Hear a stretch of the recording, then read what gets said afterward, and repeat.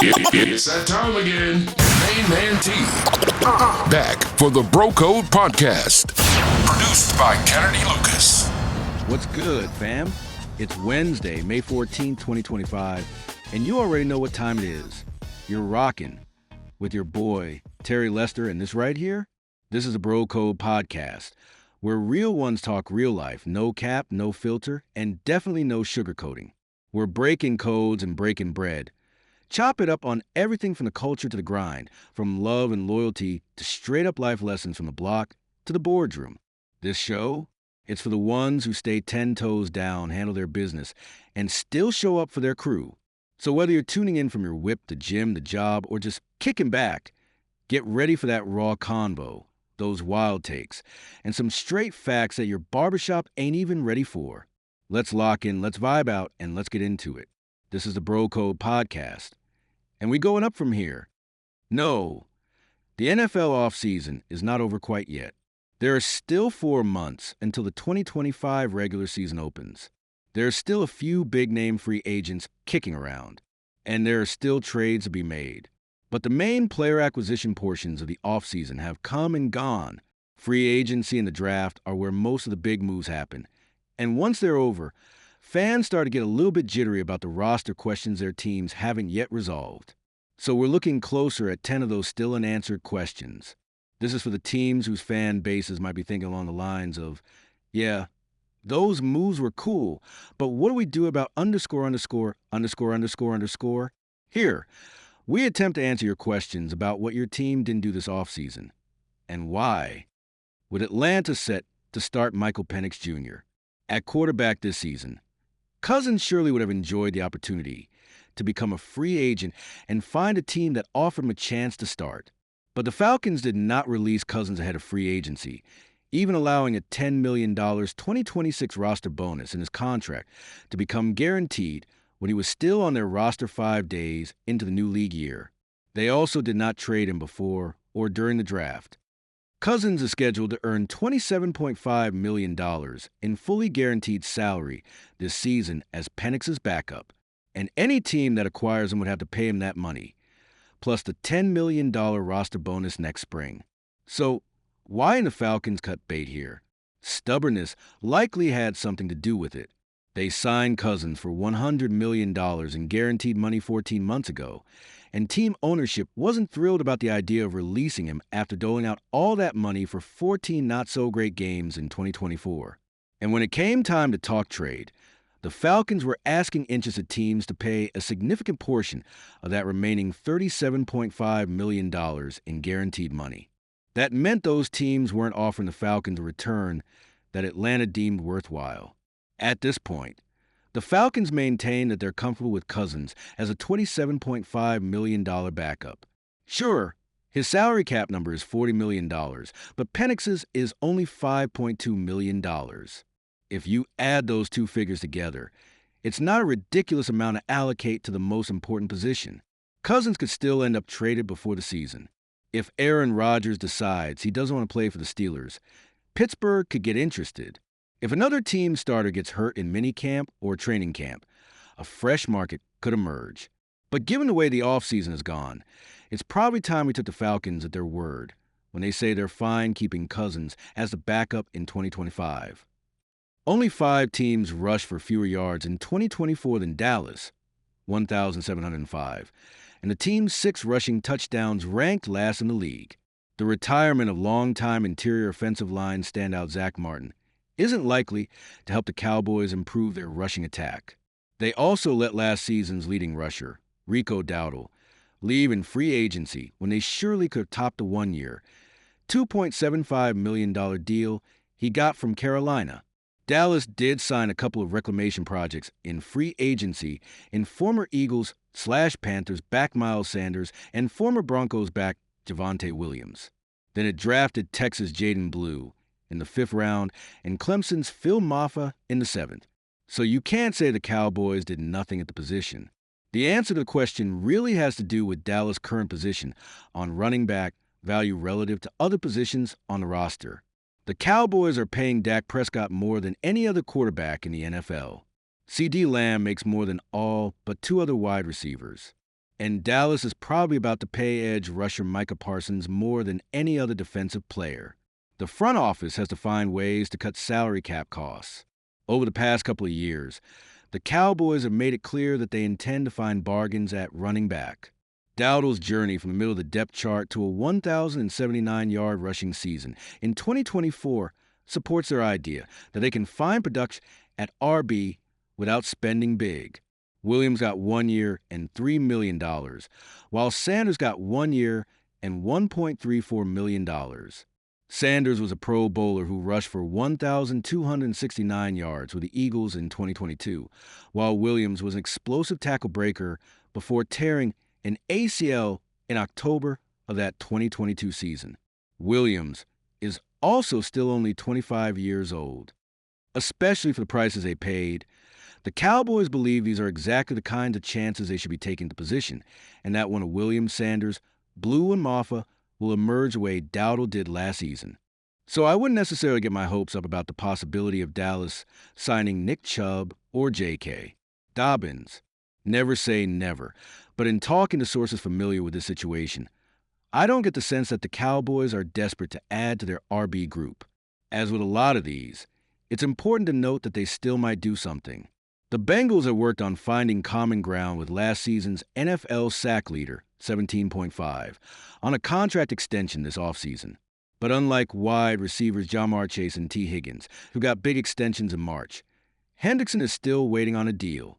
Bengals executive vice president Katie Blackburn told reporters at the owners' meetings in March that Hendrickson should be happy at certain rates that maybe he doesn't think he'd be happy at, which certainly indicates that the team and the players still don't see eye to eye on his value. Hendrickson called the comments a little disappointing. He took his frustrations public again this week, telling ESPN's Adam Schefter there's been no communication from the team on this since before the draft. Historically, the Bengals have refused to put future year guarantees in veteran contracts. Ironically, this is the main reason Hendrickson became a Bengal in the first place. During free agency in 2021, Cincinnati tried bringing back edge rusher Carl Lawson, but he left for the Jets because they guaranteed second-year money. Cincinnati instead signed Hendrickson because he was okay with its contract structure. The Bengals' long-held rule was to guarantee no money outside of the first year, specifically the signing bonus. They broke this rule for quarterback Joe Burrow a couple of years ago and broke it again this year for Chase and Higgins. I don't know for a fact that future year guarantees are the holdup in Hendrickson's deal, but it's a fair assumption to make based on what I've heard from sources. And if you're wondering why it would be a holdup for Hendrickson when it wasn't for Burrow, Chase, and Higgins, the answer is age.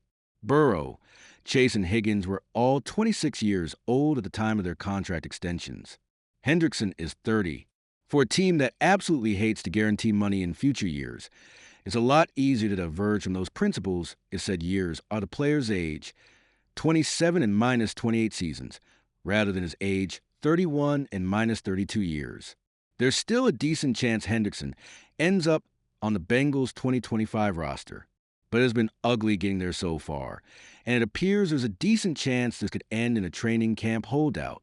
He said Tuesday that he won't play for the Bengals this season under his current contract, so something has to give. The Steelers let the two quarterbacks who started games with them last season, Russell Wilson and Justin Fields, leave as free agents for not outrageous money. They brought back Mason Rudolph, who started 13 games with them across 5 seasons from 2019 to 23. They also signed former Dolphins backup Skylar Thompson and drafted Ohio State's Will Howard in the 6th round. GM Omar Khan has made it clear the Steelers intend to go to camp with their usual 4 quarterbacks, which means one spot is open. The Steelers have had discussions with Aaron Rodgers, but as of now, they're still waiting for him to decide whether the 41-year-old wants to play at all, let alone for them. The investment Pittsburgh made in wide receiver DK Metcalf, trading a second-round pick to the Seahawks and then signing him to a 4-year, $132 million contract extension, has justifiably led many to wonder why the Steelers didn't attack the QB position harder in free agency or the draft. But in talking to sources about this situation, I don't get the sense the Steelers are as concerned about their quarterback room as everyone else. First of all, they remain optimistic that Rodgers will sign and be their starter, and that he'll play better than he did last season for the Jets now that he's 1 year further removed from his 2023 Achilles injury. Second of all, they like Rudolph and have fresh memories of him saving their 2023 season and leading them to the playoffs when 2022 first-round pick Kenny Pickett struggled. Going into the draft, the Steelers believed they needed to find their long-term answer at quarterback in one of the next 2 drafts. Not necessarily in this one. And like many other teams, they believe the 2026 class will have more to offer at the position than 2025 did. So they didn't want to force an early round pick and find themselves in a similar position to the one the Pickett pick put them in. It's an interesting strategy in a league in which teams tend to fall all over themselves to overspend and overinsure at the position. Hello, Falcons.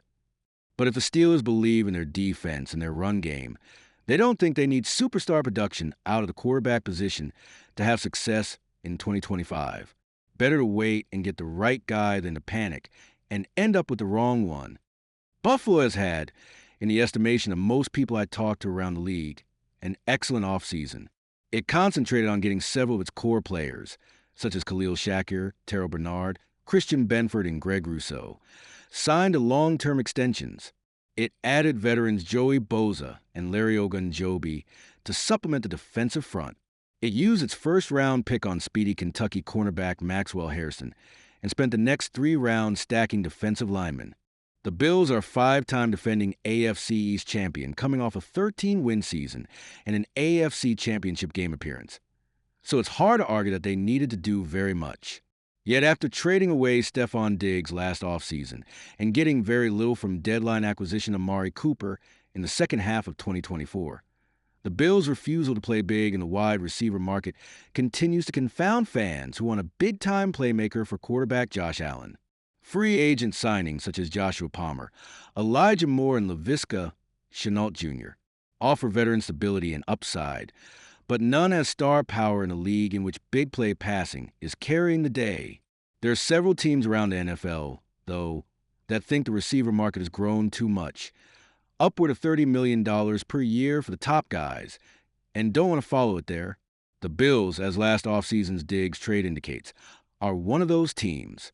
The number of talented receivers who enter the draft every year means teams can now find good production on cheap rookie deals. The Bills would point out that they used the 33rd pick of last year's draft on Keon Coleman, a player they expect to make a second-year jump in 2025. Shakir, meanwhile, caught 76 passes for 821 yards and 4 touchdowns last season and just turned 25. They also expect to get more out of 2023 first-round tight end Dalton Kincaid, and they like to throw to their running backs. Buffalo finished second in the NFL in points per game last season, 30.9, without a star wideout, and as GM Brandon Beane pointed out in a post-draft radio appearance, that should offer fans some comfort and confidence that the team knows what it's doing. One of last season's best teams somehow managed only 37 sacks, tied for 23rd.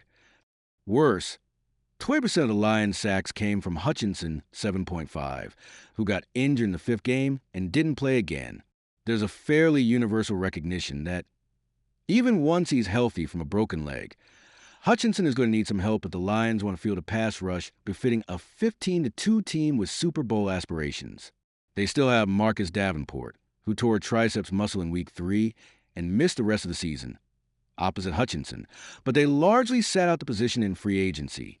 And with players such as Nick Scourton and Donovan Ezraku still on the board at no. 28, the Lions selected defensive tackle Tyleik Williams with their first-round pick in the draft. Their lone edge rusher pick came in round 6 with Ahmed Hassanein.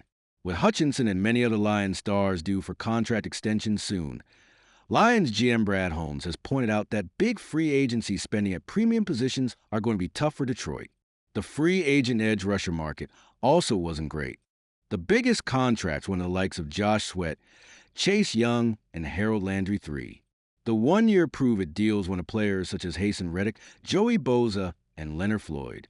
Could, or should, the Lions have tried to outbid teams of those defenders? Perhaps. But again, they have to think about using their cap dollars to keep their excellent core together over the next couple of off-seasons. Holmes also said the team tried to trade up in the first round for an edge rusher, but was unable to make it happen. And when it came time for the Lions to pick, they opted for the best player on their board, as they always do when they don't trade. If a team's biggest current problem is trying to figure out how to pay all of the excellent players it has drafted over the past 4 or 5 years, it probably deserves the benefit of the doubt when it comes to the draft. This offseason began with the real possibility of the Rams losing quarterback Matthew Stafford over a contract dispute. Stafford eventually decided to stay in L.A., but he's 37 years old, and his status appears to be year to year. The Rams brought back Jimmy Garoppolo as his veteran backup, and they still have 2023 fourth-round pick Stetson Bennett.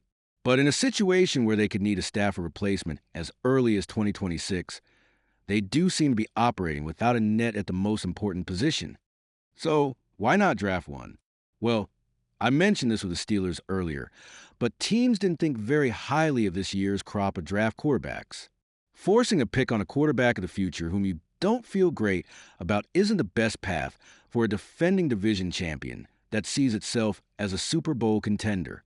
And remember, the Rams came away with an extra 2026 first-round pick as a result of their draft night trade with the Falcons. So, if next year's group of draft quarterbacks is, as most teams seem to expect, better and deeper than this year's, the Rams have the resources they might need to maneuver in the early rounds and address the situation in 2026. When Chicago hired former Lions offensive coordinator Ben Johnson as its new coach, many people began fantasizing about him replicating Detroit's run game with his new team. The Lions have crushed opponents in recent seasons with a 1-2 running back punch of David Montgomery and Jahmyr Gibbs. And after the Bears beefed up the interior of their offensive line in free agency, mock drafts bent over backward to find a way to get Boise State running back Ashton Janney to Chicago to form a similar thunder and lightning duo with DeAndre Swift.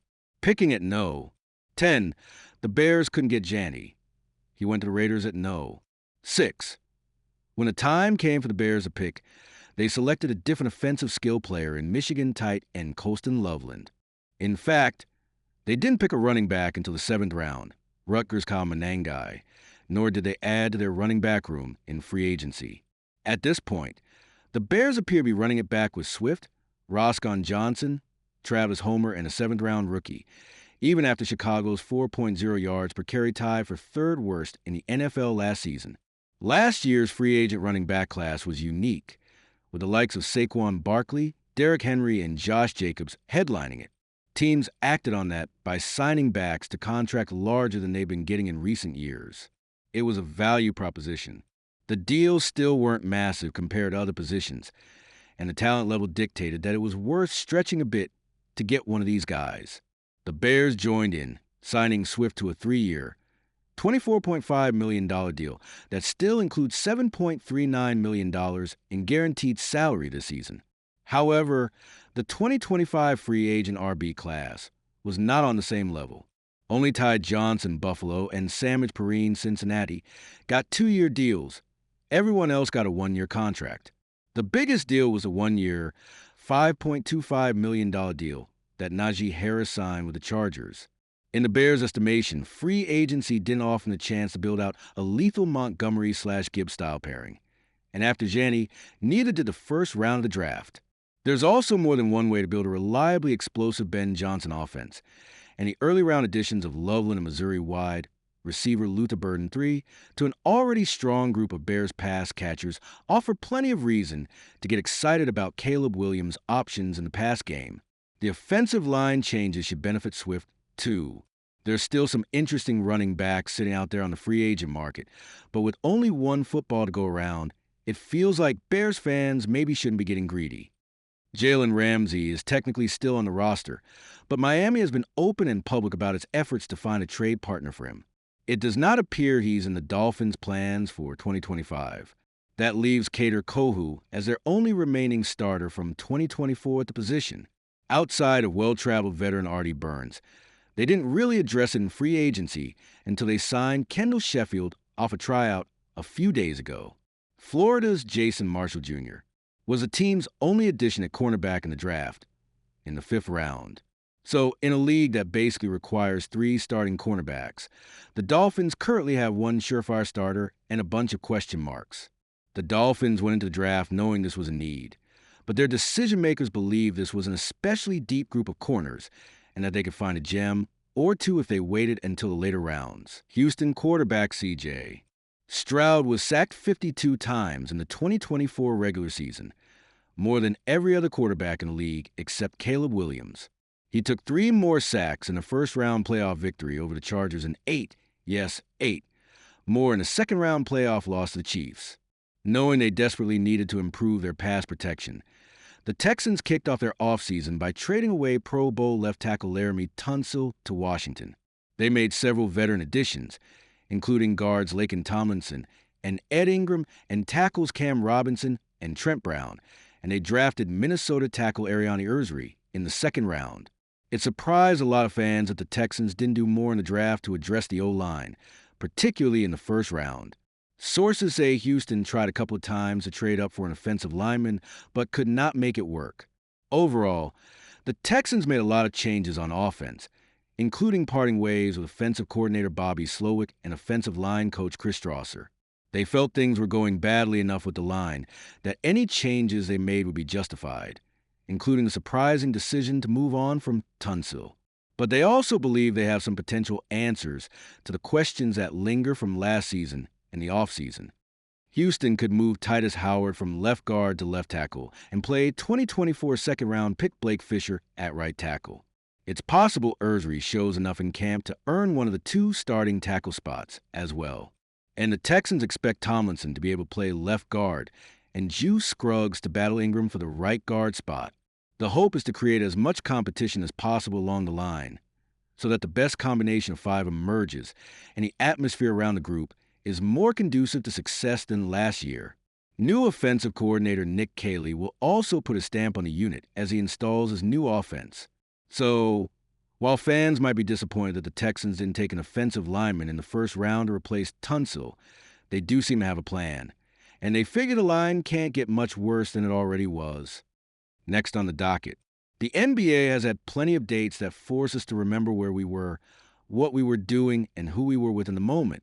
When LeBron James chose the Miami Heat on July 8, 2010, when Kevin Durant joined the Golden State Warriors on July 7, 2016, when Kobe Bryant dropped 60 points in the final game of his career on April 13, 2016, when Luka Doncic joined the Los Angeles Lakers just this February. 2 certainly meets the criteria. 2. But it's a rarity to witness 2 such events on the same day, let alone just hours apart, which is why Monday, May 12, 2025, won't be forgotten in NBA circles anytime soon. Between the Dallas Mavericks parlaying the 11 best lottery odds into the top overall selection, and with it, the right to draft Duke phenom Cooper Flagg next month, and the defending champion Boston Celtics losing Jason Tatum for not only the rest of this year's playoffs, but likely the vast majority of next season with a torn Achilles tendon, it was a flurry of news and heartbreak and was truly a shocking day all around. As one E-Scout said, it was also massively consequential for a league that has already slanted heavily toward Western Conference dominance. The combination of another generational talent landing in the West has only increased that divide. The lone true E-superpower losing a top 5 player at his prime for 10-plus months turns it into a chasm. As the dust still settles on a Mavericks magical lottery and Tatum's franchise-altering injury, we canvass the league on what lies ahead for the ever-expanding conference imbalance, for a now wide-open East, and for a logjam in the West that just added another generational prospect. League insiders on initial shock of Tatum's injury. Few injuries are as consequential as the one Tatum just suffered. The 27-year-old, who has the richest contract in the NBA, was entering the prime of his career and will most likely make his 4th consecutive All-NBA first team. He's well on his way to an all-time great career and already possesses a Hall of Fame resume. He's the best player on the defending champions, a team that entered Monday, even while trailing New York Knicks, as the heavy favorites to win the East. It's a completely unforeseen scenario, one East executive said.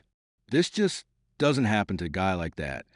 Yes, the Celtics are staring at a financial cliff, but team president Brad Stevens and the Boston front office would likely have found a way to ease their luxury tax bill without a massive loss to their core. And while it's always dangerous to project too far into the future in the NBA, Boston was positioned to be at or near the top of the East for the rest of the decade. Your mind starts running through scenarios you never could have thought would happen. The executive set of Boston's potential mindset. They have a lot of thinking to do. Boston's hopes of repeating this season are all but gone.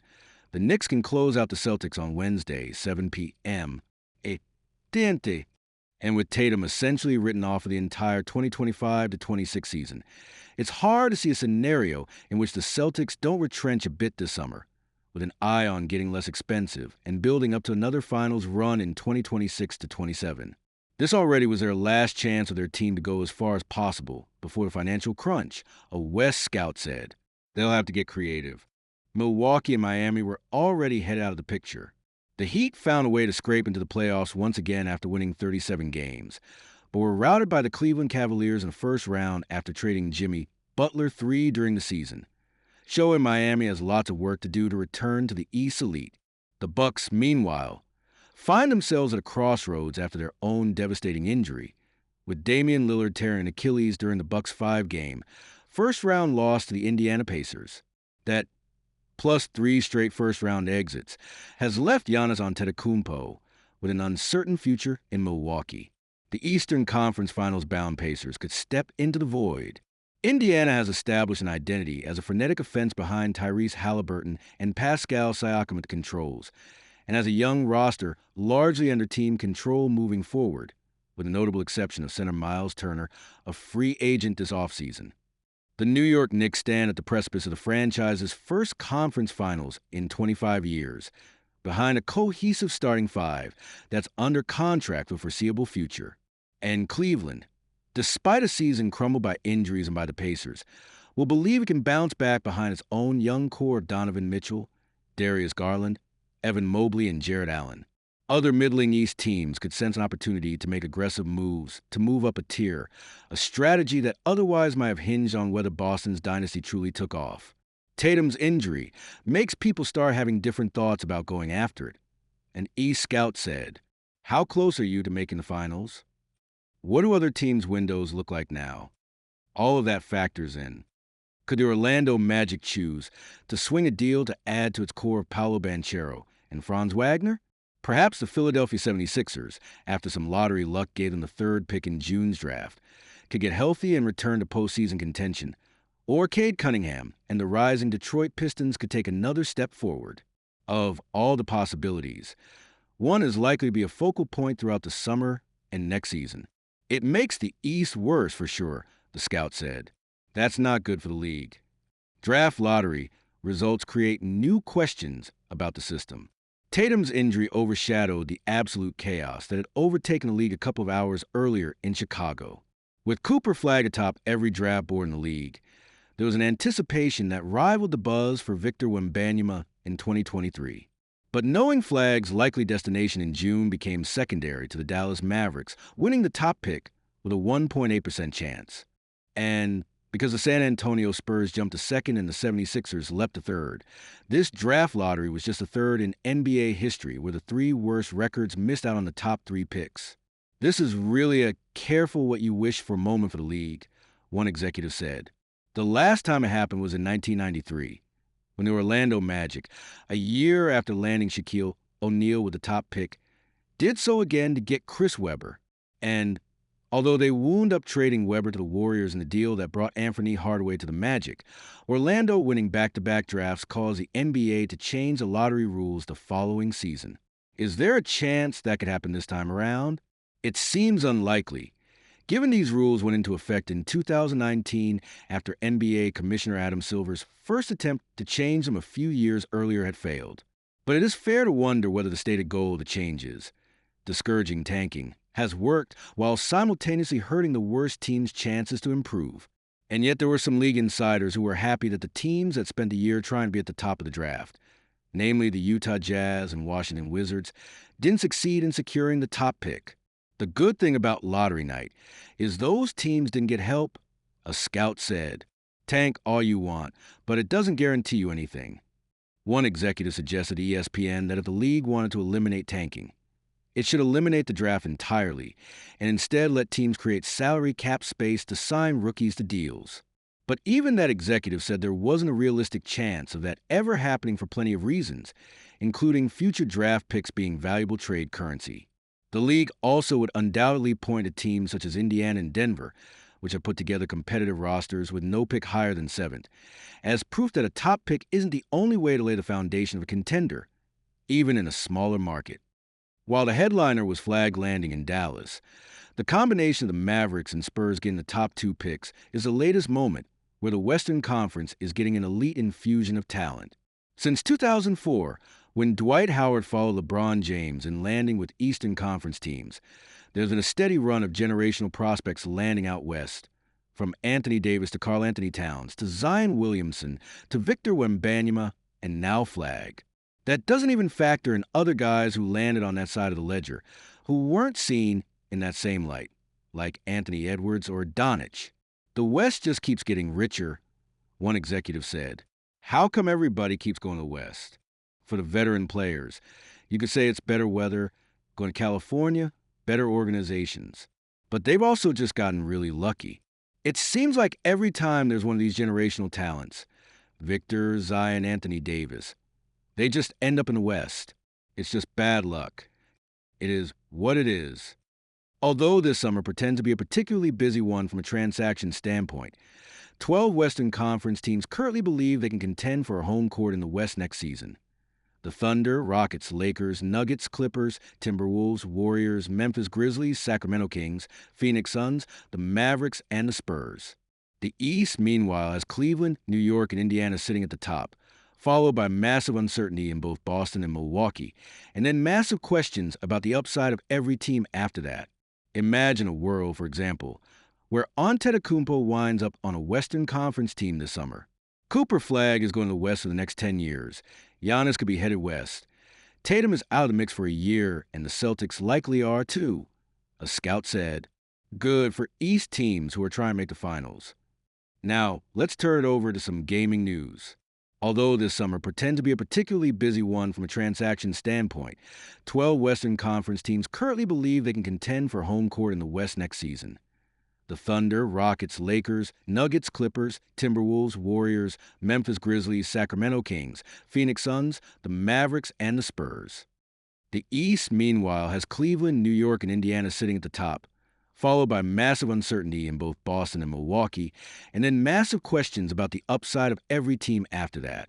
Imagine a world, for example, where Antetokounmpo winds up on a Western Conference team this summer. Cooper Flag is going to the West for the next 10 years. Giannis could be headed west. Tatum is out of the mix for a year, and the Celtics likely are too, a scout said.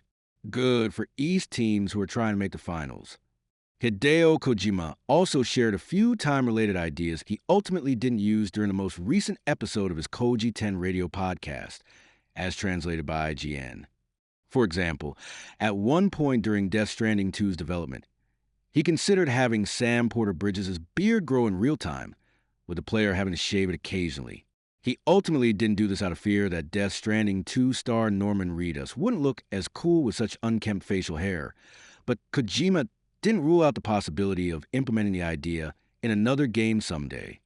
Hideo Kojima also shared a few time-related ideas he ultimately didn't use during the most recent episode of his Koji 10 radio podcast, as translated by IGN. For example, at one point during Death Stranding 2's development, he considered having Sam Porter Bridges' beard grow in real time, with the player having to shave it occasionally. He ultimately didn't do this out of fear that Death Stranding 2 star Norman Reedus wouldn't look as cool with such unkempt facial hair, but Kojima didn't rule out the possibility of implementing the idea in another game someday. When the first volume of Love, Death Plus Robots premiered on Netflix in 2019, it quickly drew attention for its genre-bending spin on animation for adults. The series maintains a formula where every volume is a collection of short independent films addressing themes of science fiction, fantasy, humor, and horror. 3 years since its last season, Love, Death Plus Robots is returning with its long-awaited Volume 4. When the first volume of Love, Death Plus Robots premiered on Netflix in 2019, it quickly drew attention for its genre-bending spin on animation for adults. The series maintains a formula where every volume is a collection of short independent films addressing themes of science fiction, fantasy, humor, and horror. 3 years since its last season, Love, Death Plus Robots is returning with its long-awaited Volume 4. Robert Valley is back for Love, Death Plus Robots Volume 4, directing his third short for the anthology series titled 400 Boys, based on the story of the same name by author Mark Laidlaw. Valley shared that he had recently revisited previous LDR seasons, and, to him, Volume 4 in particular gives the impression that the show is developing collectively. This new selection of stories and animation styles is varied enough to follow LDR's signature formula. It's going to be a good watch for sure, he added. Like in Valley's case, LDR Volume 4 brings back quite a few directors from earlier seasons. Among them is Jennifer Nelson, in charge of directing the Spider Rose episode while also acting as supervising director for the whole volume. In Nelson's view, every season of Love, Death Plus Robots has its own personality, but there's an element of growth when it comes to returning directors who take what they've learned from working on other projects. Like in Valley's case, LDR Volume 4 brings back quite a few directors from earlier seasons. Among them is Jennifer Nelson, in charge of directing the Spider Rose episode while also acting as supervising director for the whole volume. In Nelson's view, every season of Love, Death Plus Robots has its own personality, but there's an element of growth when it comes to returning directors who take what they've learned from working on other projects. To Miller, Love, Death Plus Robots may not be done growing. We're 16 now, he said. Still plenty of stupid left, but try to get smarter. Whether LDR could have more seasons remains to be seen, but Miller admits that the way the show chooses its next stories to be affected by the evolution of real-life issues, such as artificial intelligence. While it is a recurring theme in LDR, Miller recognizes that the current rise of AI differs from what sci-fi authors and he himself had imagined. He explained that if Love, Death Plus Robots were to do certain AI stories in the future, what's happening right now will affect which stories we choose and how we tell them. Now, let's turn to some hip-hop news. Joey Badass sat down with Red Bull for a story published Tuesday, May 13th, during which he talked about almost signing with Jay-Z's Rock Nation and his relationship with 50 Cent. Explore Joey Badass. See latest videos, charts, and news. When he talked about almost signing with Rock Nation back in 2010, Joey blamed it on an old manager and a lack of communication because Jay-Z didn't want to sign him to a label deal. He actually wanted to manage the up-and-coming Brooklyn rapper.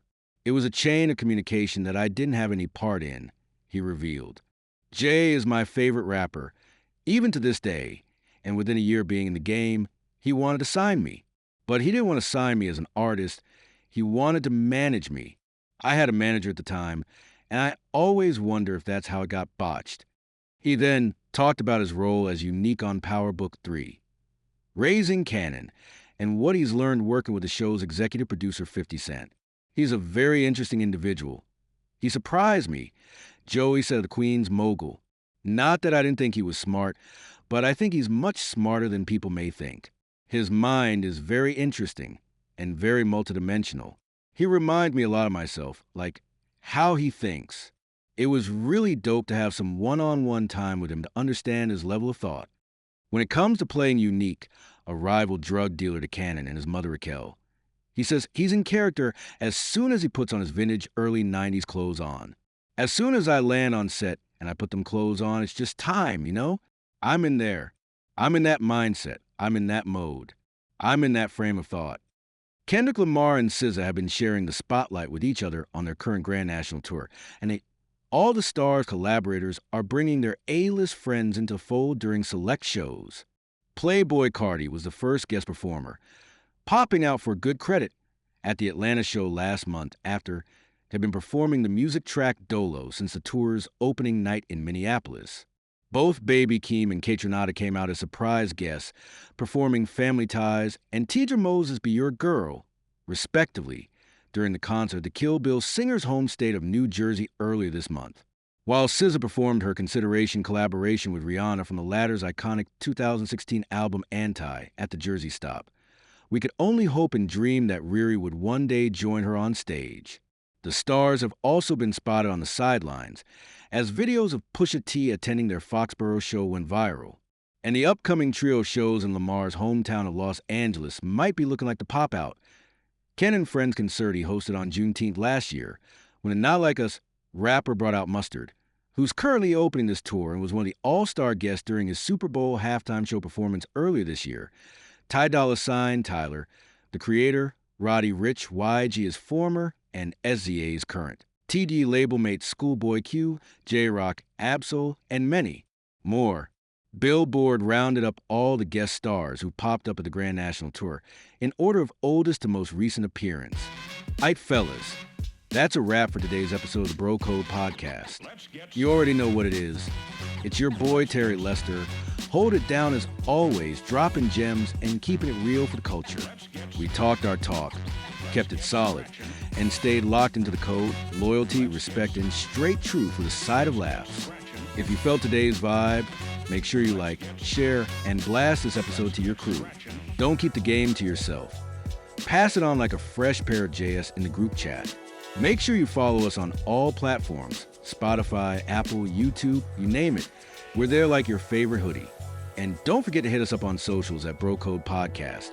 Slide in the DMs. Drop your takes. Send your stories. We want to hear from the real ones. Much love to all the kings, queens, and truth seekers tuning in. Stay up, stay sharp, and most importantly, stay true to the code. Till next time, this is Terry Lester signing off with one last reminder. Talk less, move smart, and never fold on your brothers. Catch y'all next week. Peace, love, and power.